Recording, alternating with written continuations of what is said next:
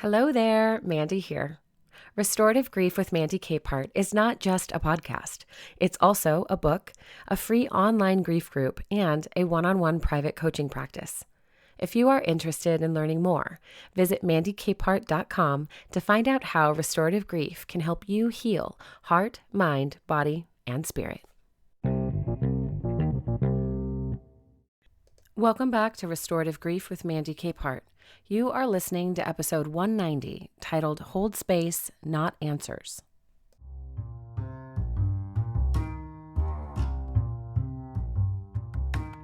What if just 8 minutes could change the way someone feels in their body, their grief, and their sense of belonging?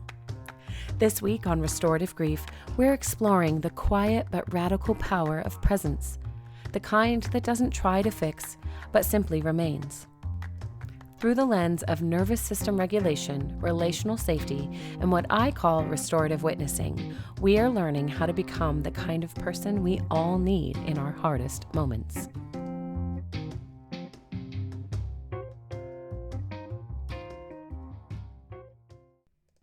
Have you ever realized you got what you needed so much sooner than expected? Today, we're exploring something deceptively simple but deeply transformative: the power of just 8 minutes. You've likely experienced it. Someone sets aside their phone, looks you in the eye, and offers their full attention. No distractions, no agenda, just their presence. And in response, your whole body exhales. You realize, I am seen, I am heard, I am known. What you might not realize is this: it does not take an hour to offer that gift. 8 intentional minutes of undivided attention can do more than we expect. Those 8 minutes remind someone they are not alone, that they belong, and that they are not a burden. Leadership expert Simon Sinek once shared how a vulnerable conversation with a friend shifted everything for him, not because it was long and detailed, but because it was real. Just 8 minutes of undivided attention moved them both toward clarity and comfort. His reflection reminds us that a deep connection doesn't demand a lot of time, just our honest presence.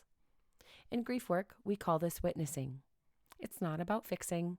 It's about softening our own shoulders, dropping the expectation of our being helpful by quieting our advice monster, and simply being with someone. We don't rush them. We don't overthink. We show up and we stay steady.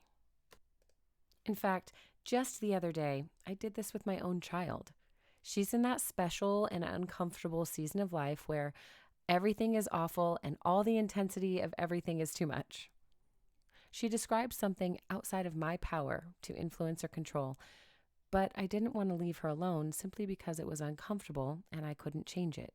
So instead, I said, I can't fix that for you, and I can't change anything about it or your experience with it. But I can stay with you for a while you think through it. It was quiet, and we sat together and waited, and it was awkward to be silent.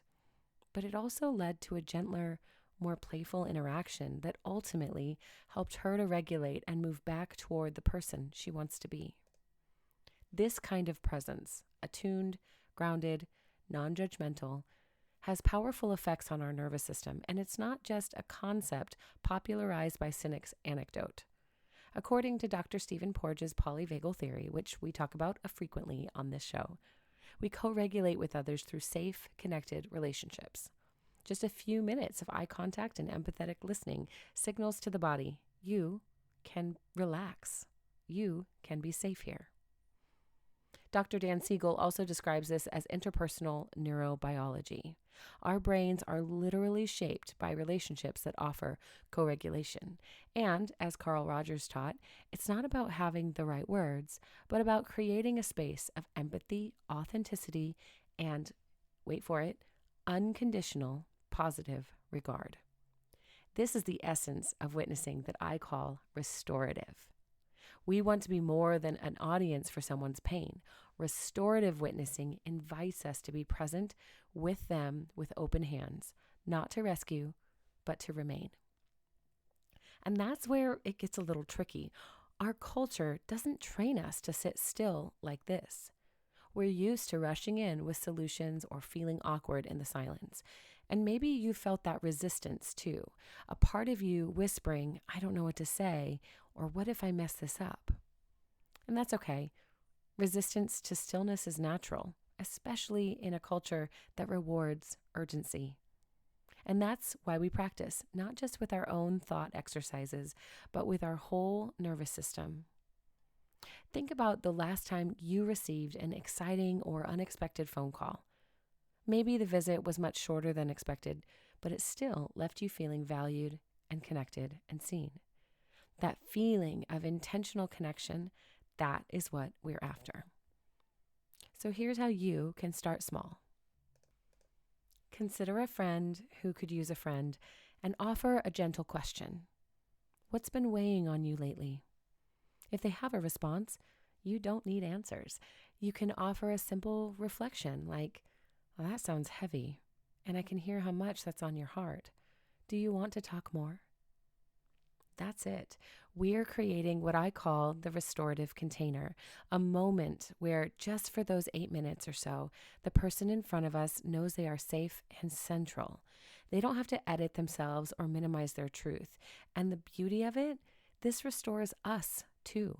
We reconnect with what matters. We remember the art of slowing down and truly seeing one another.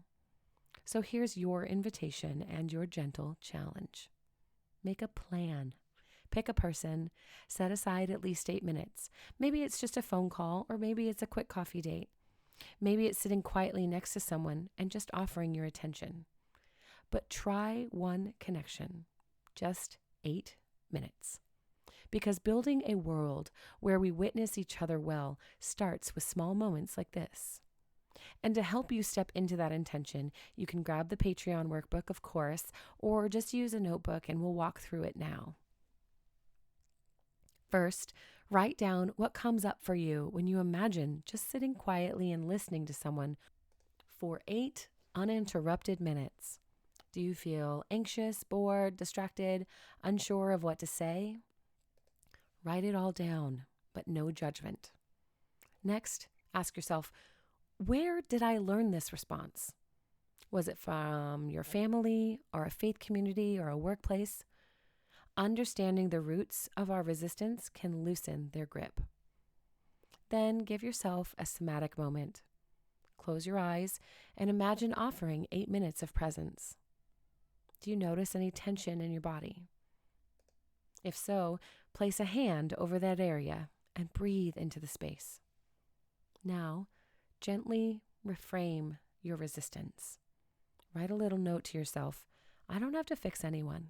My presence is enough. Finally, choose your person. Write down who, when, and how you'll offer 8 minutes of your attention. And after you do it, make space to reflect. What surprised you? How did it feel? What did you learn about yourself? This is the practice of restorative witnessing. Awareness, intention, compassion. I believe in your capacity to offer it, and I believe it will change not just your relationships, but you as well. So as you go forward and decide that this is something you can do with courage and bravery and intention, may you rest, may you grieve well, and may you connect with yourself and others with courage and care.